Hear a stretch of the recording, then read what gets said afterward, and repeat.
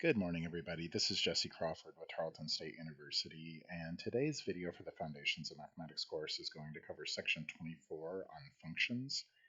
We actually spoke briefly about functions when we covered the concept of relations and kind of gave some foreshadowing that said that the concept of a function is related to the idea of a relation. And in fact, that's going to be our starting point for today. Let's just remind ourselves what a relation is. So the definition of a relation from chapter 3 is a set of ordered pairs. And what we saw back then is that this is really equivalent to saying that every relation R is a subset of the Cartesian product of A and B, where A and B are sets. And in this situation, we say that R is a relation from A to B. And one example that we looked at when we covered relations is this one. If we let R be the set of all ordered pairs xy, where x and y are real numbers such that x squared plus y squared is equal to 25, then that relation is really just this circle. And, we kind of spoke briefly about this when we covered relations, that this circle would actually not be a function because it fails the vertical line test. That's something you've probably heard in other classes. And today, to get started, we will define a function by basically formalizing this idea that a function is a relation that passes the vertical line test. So let's jump into that. So here's our definition. Let f be a relation from A to B. We say f is a function if for every A in its domain A, there exists a unique B in the codomain B such that the ordered pair A comma B is an element of f. So this definition requires a little bit of unpacking. The first thing I want to remind you guys about is that when we have a relation from A to B, we do call this first set A the domain, and we call this second set B the codomain. You might be thinking about the concept of a range as well, and we will get into that later in this video. But that's the first point to make here. The second point to highlight is that this exclamation point means unique. So we can revisit the example we just looked at, and pretty quickly we realize this is not a function because it does violate this definition. The ordered pair 3, 4 is an element of this relation as indicated in this picture, and the ordered pair 3, -4 is also in this relation because both of these ordered pairs satisfy this condition here. And so if we ask ourselves, is it true that for every element A in the domain, there exists a unique B in the codomain such that the ordered pair A comma B is in this relation? The answer is no, because we have a single element 3 in our domain that has two different elements, 4 and -4 in the codomain, that are associated with it. So the element 3 is not related to a unique element in the codomain, it's related to two different ones. And therefore, this is not a function. And again, this is really just, if we want to think about this graphically, this is really just the idea that it fails the vertical line test. If you can draw a vertical line through a graph that touches in more than one spot, well, then that means that input value is associated to more than one output value, and that means it's not a function. Okay, let's look at a second example here. So here we have a relation R, which is the set of all ordered pairs x comma x squared, where x is in R. And we can plot this, and of course we get a parabola, as we all know. And we can just look at some examples here, like the ordered pair 3, 9 is an element of f, and the ordered pair 4, 16 is an element of f. And we might want to ask ourselves, is this a function? And the answer is it is, right? Because what's happening here is for every single element of our domain, it's associated with a unique element of the codomain. So for example, the number 3. The number 3 is only associated with the number 9. The number 4 is only related to the number 16. There is a unique element of the codomain for every element of the domain.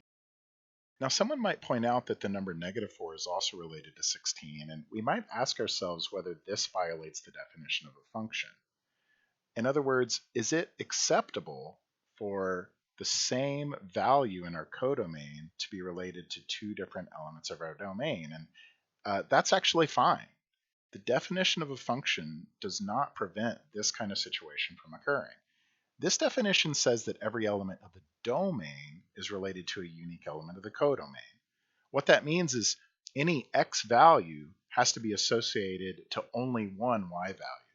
but it's okay for one y value to have two different x values corresponding to it. In other words, we will look at this in a second. You could draw a horizontal line that crosses this function in two different positions. And someone might be concerned, is that preventing this from being a function? And the answer is no, that's totally okay. A function is allowed to fail the horizontal line test, and we'll look at the horizontal line test later in this video and talk about its significance. So a function is allowed to fail the horizontal line test. What it's not allowed to do is fail the vertical line test. So if you have a graph and a vertical line crosses in more than one point, well, then that means you have one domain value related to two different codomain values, and that's not okay because you have to have a unique codomain element related to every domain element. So with all of that in mind, yes, this is a function. Every domain element has a unique codomain element associated to it. And just like for relations, we don't want to have to write things like the ordered pair 3, 9 as an element of this function f. We need a more efficient notation, and we're going to just use the notation that you've seen in other courses. We'll say things like f of 3 equals 9, or f of 4 is equal to 16, and so on. There's also another notation that comes in really handy when you're dealing with functions. You'll notice up here, we're in the context right now where f is a relation from a to b, but we're specifically considering a relation that is a function and it satisfies this condition. In this situation, we will say that f is a function from a to b like this. This is a really convenient notation to use. And so in this case, our domain is the real numbers. The codomain, there's actually a little bit of flexibility that you can use for the codomain. The codomain simply has to be a set that contains all of the possible output values. It's not necessarily the case that every element of the codomain is an output value. You just need the codomain to be a set that contains the output value. So in this case, we could say the codomain is the real numbers. That's fine. Every output value is an element of the real numbers. But we could also say the codomain is the interval bracket 0 to infinity, and this would also be fine. In other words, you have some flexibility with the choice you make for the codomain.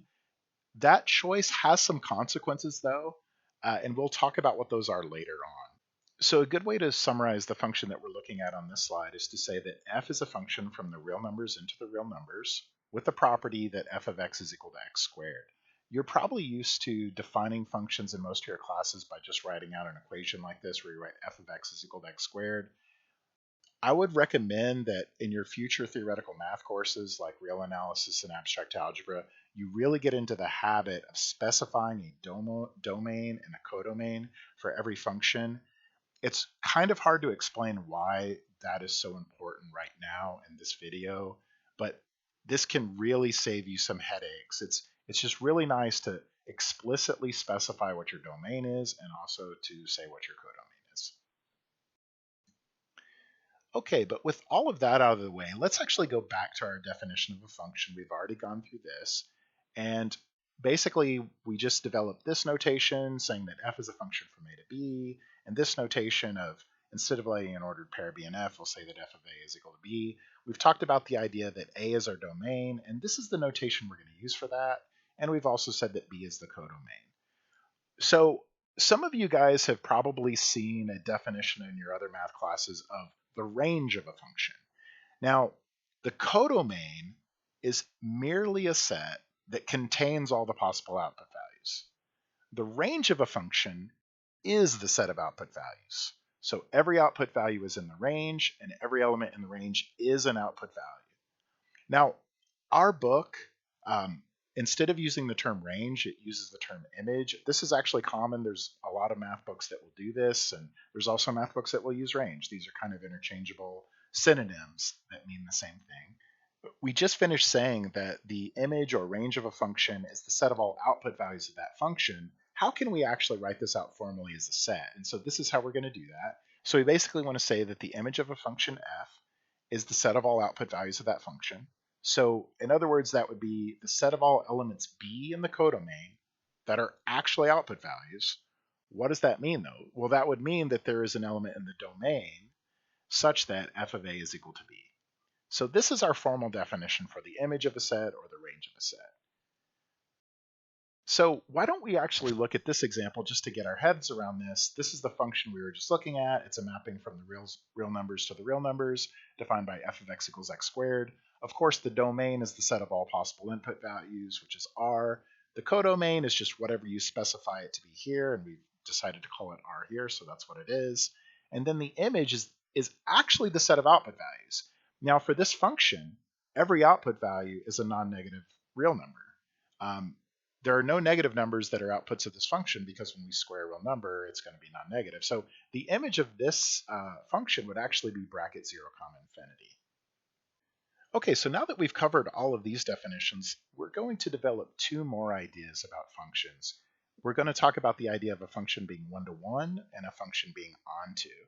So the first one for our definition for one-to-one, we have this. This says that if f is a function from a to b, we say that f is one-to-one or injective. That's just another word for one-to-one.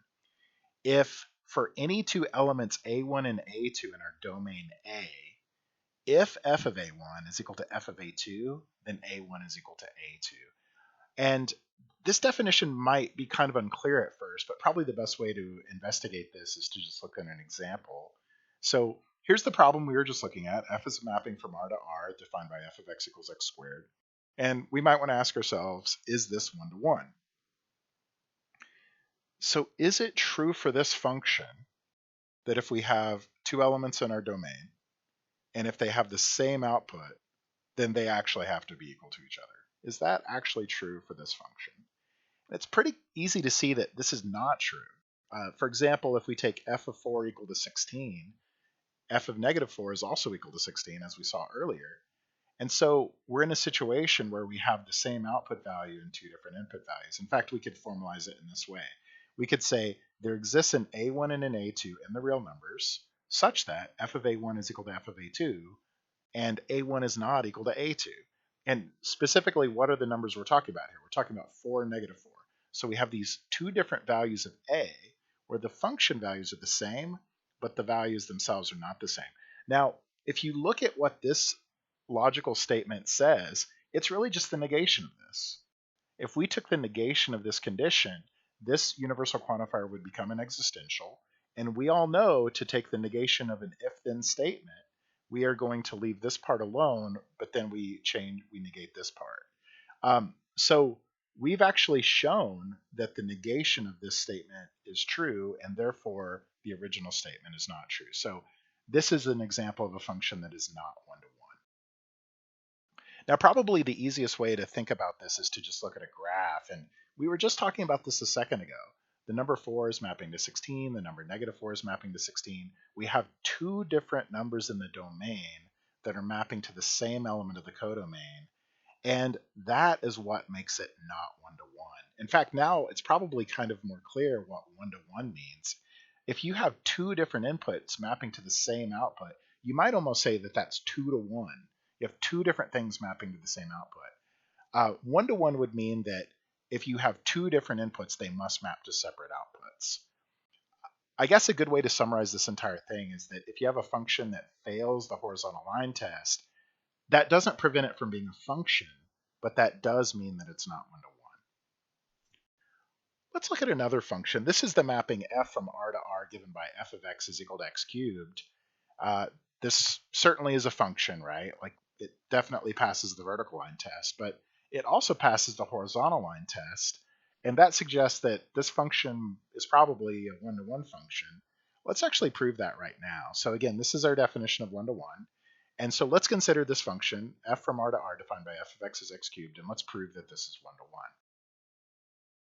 Now we want to show that this condition holds. We want to show that for any a1, a2 in the domain, which is the real numbers for this function, that if f of a1 is equal to f of a2, then a1 is equal to a2. So if we want to show this, we just need to let a1 and a2 be arbitrary elements of R. And this is an if-then statement, right? So we want to assume the thing on the left, and then we want to deduce the thing on the right, which we have down here. Well, if we're assuming that f of a1 is equal to f of a2, that means that a1 cubed is equal to a2 cubed, just by the definition of what our function is.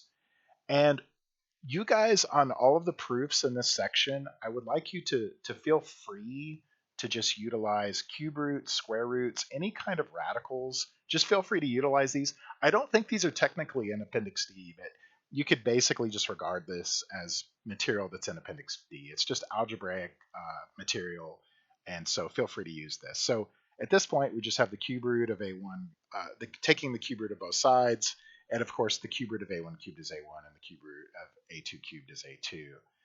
And so that's it. We're done with this proof. Now, it's worth pointing out that this proof doesn't work for the function f of x equals x squared for a very simple reason. The cube root of a1 cubed is a1, but the square root of a1 squared is not a1. The square root of a1 squared would be the absolute value of a1, and we would only be able to show that the absolute value of a1 is equal to the absolute value of a2 in that situation, and of course that would really mean that a1 is either equal to plus or minus a2. So this proof just would not work if we're looking at the function f of x equals x squared. Okay, so this is what a one-to-one function is. Let's talk about our next definition. Let's say that f is a function from a to b. We're going to say that f is onto or surjective if for any element b in the codomain, there exists an element a in the domain such that f of a is equal to b.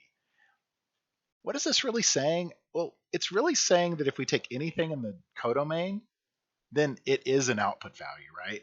We're saying for any element of the codomain, we can find an input value such that the function applied to that input value will give us our output value b.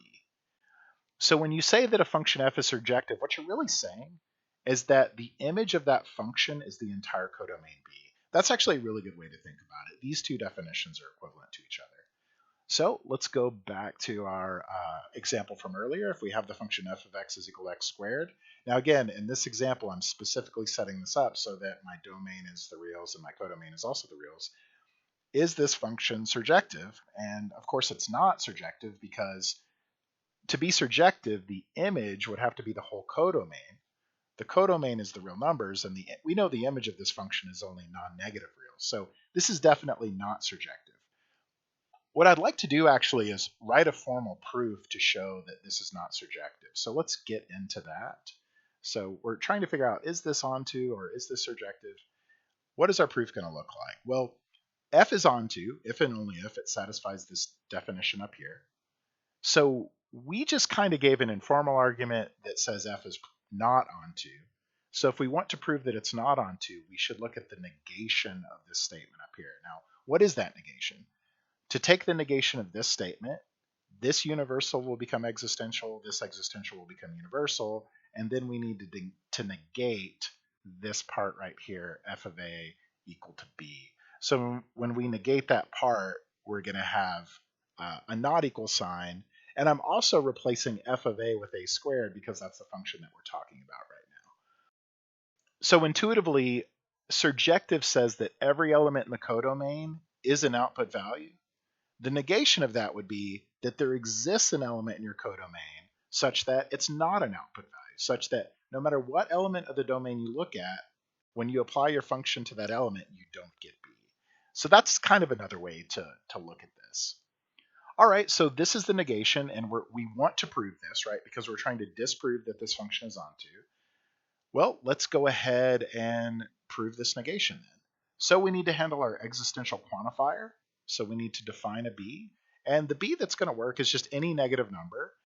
So we'll go ahead and define b to be -1. That seems fine. And then we need to handle our universal quantifier, so we'll let a be an arbitrary element of the reals. And we want to show that a squared is not equal to b. So b is -1 and a is arbitrary. Can we show that a squared is not equal to b? And of course, this is pretty straightforward. A squared has to be greater than or equal to 0. And therefore, a squared can't be equal to b because b is a negative number. And so we have demonstrated this. Now, when we were talking about one-to-one, we basically said that a function is one-to-one. A function is one-to-one as long as it passes the horizontal line test. Is there some kind of graphical way that we can interpret this onto condition? And yeah, it's actually pretty simple. If you look at a graph of a function, like this is the function f of x is equal to x squared, the function is onto if every element of your codomain is an output value. And what we can see in this image right here is that if our codomain is the real number system, which is this entire y-axis, you can see there's a bunch of this y-axis that isn't a possible output value. Like we were just talking about the value -1, which would be right around here. And you can just see based on this curve that that number -1 is not a possible output value. So that's a good way to look at it. Now, earlier we were also looking at x cubed, and that looks like this. And this guy does look like it's onto. It looks like every single element of the codomain is a potential output value. Let's write a formal proof for this. So again, this is the setup. We're considering the function f from R to R defined by f of x equals x cubed. We want to prove that f is onto. So we do want to show that for every b in our codomain R, there exists an a in our domain R, such that f of a is equal to b. To handle this universal quantifier, we'll let b be an arbitrary element of the reals, and we need to explicitly define what a is. Of course, we want f of a to be b, and the function is cubing the input value, right? So the choice that's going to work here is to let a be the cube root of b. This is a pretty simple problem. It's not too hard to see that, but if you're looking at a more complicated example, you might just do some scratch work to figure out what a needs to be to make this work. And then we would simply demonstrate that f of a is equal to b. So we simply take f of a equals, well, what is a? It's the cube root of b, right? So f of a is equal to f of the cube root of b. Well, what is the function f? It's f of x is x cubed. So f of the cube root of b is the cube root of b cubed, and that is equal to b. And there we go. Nice sufficient proof that this function is onto. So now that we've fully developed what the concepts of one-to-one and onto are, let's return to those, put those all on one slide. Again, another word for one-to-one is injective, and another word for onto is surjective. If a function is both injective and surjective, we say that it's bijective. And another way to say this is we would say that the function f is a bijection. Those are two different ways of saying the same thing. Okay, so with all of this in mind, let's just do a quick review of all the examples that we have done so far. So one of our examples was the function f from the reals to the reals given by f of x equals x squared. We've already seen that this is not one-to-one, and it's also not onto. Well, therefore, it's not bijective, right? Because to be a bijection, you have to be both one-to-one and onto, and this is neither. So this is definitely not a bijection. One thing that's kind of interesting that we can look at is earlier we were talking about how you have some freedom with what your codomain is. If f of x is x squared, we can let our codomain be the reals, or we can let it be this set. Both of those are okay. Now, if the codomain is the reals, then not every element of the codomain is an output value, and therefore the function is not onto. But if the codomain is this interval from 0 to infinity, then actually every element of this codomain is an output value, and so it is onto. So a way of expressing both of these ideas at the same time is that we would say the function f of x equals x squared does map the reals onto the interval bracket 0 comma infinity, but it does not map the reals onto the reals. And then the last example that we looked at was f of x equals x cubed. This function is one-to-one, it is onto, and therefore it is a bijection. And now that we've developed the idea of a bijection, we're about to see that bijections play a fundamental role in the concept of cardinality. In fact, that will be the entire focus of our last video in the Foundations of Mathematics course, where we extend the concept of cardinality to infinite sets, and we're going to talk about how there's actually different levels of infinity. There are some infinities that are, in a sense, larger than other infinities. But maybe to set the stage for that idea, we can just talk about the cardinality of finite sets for a moment. So let's go to this slide here. This says, let A and B be finite sets, and let's assume that f from A to B is a bijection. Then the cardinality of A has to be equal to the cardinality of B. And this is really easy to think about and to illustrate just with some examples. We don't need to go into a formal proof of this. This is really easy to get our head around. A simple example might be something like, let A be 1, 2, 3, and let B be the set 11, 12, and 13. And we might just define a function f from A to B by taking f of x is equal to x plus 10.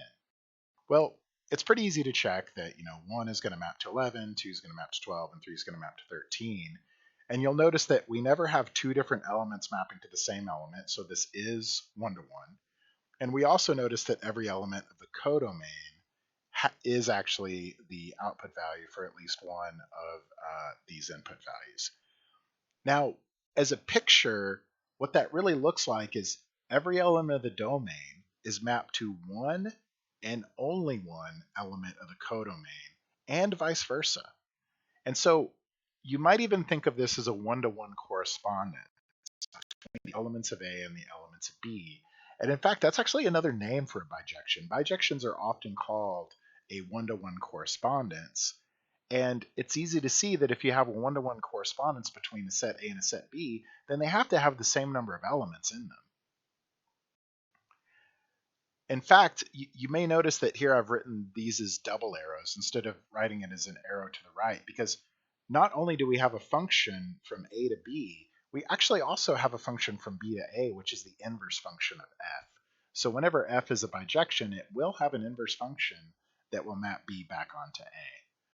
So this is what happens when you do have a bijection. The cardinality of your sets are equal.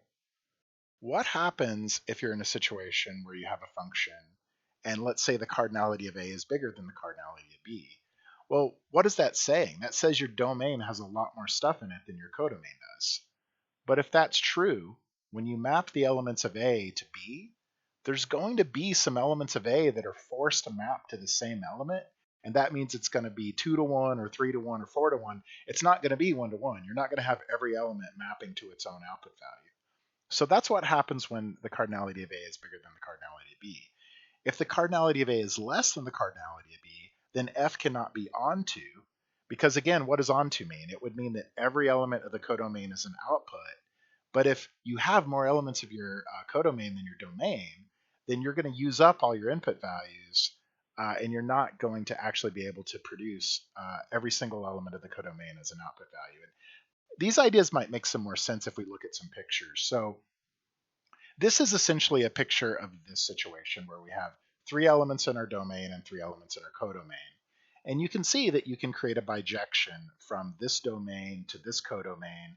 And again, you almost want to think of a bijection as just like a one-to-one correspondence where every element in the domain is paired to a unique element of the codomain.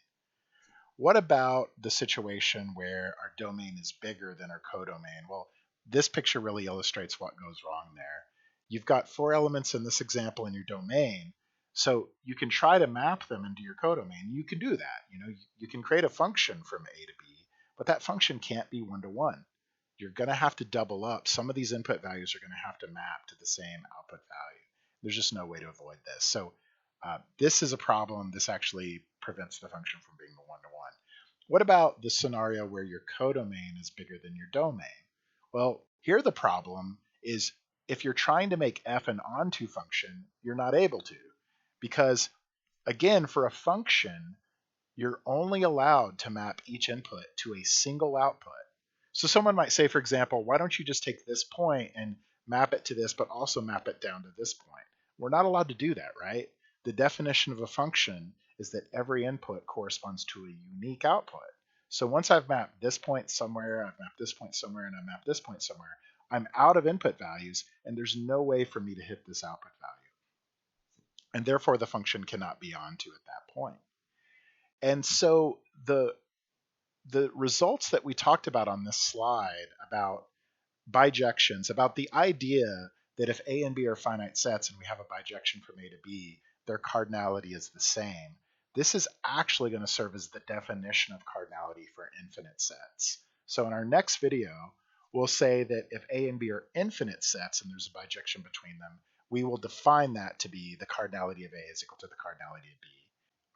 And the results of this proposition down here for finite sets are also going to be consistent with the terminology that we use for infinite sets. If we have a function from an infinite set A to a set B, and if the cardinality of A is bigger than the cardinality of B, then F can't be one-to-one. And this is also true if we have infinite sets A and B, where the cardinality of A is less than the cardinality of B, then F cannot be onto. So with all that said, we'll go ahead and stop here, and our next video will talk about cardinalities of infinite sets. So we'll go ahead and stop there, and we'll pick up with the next video.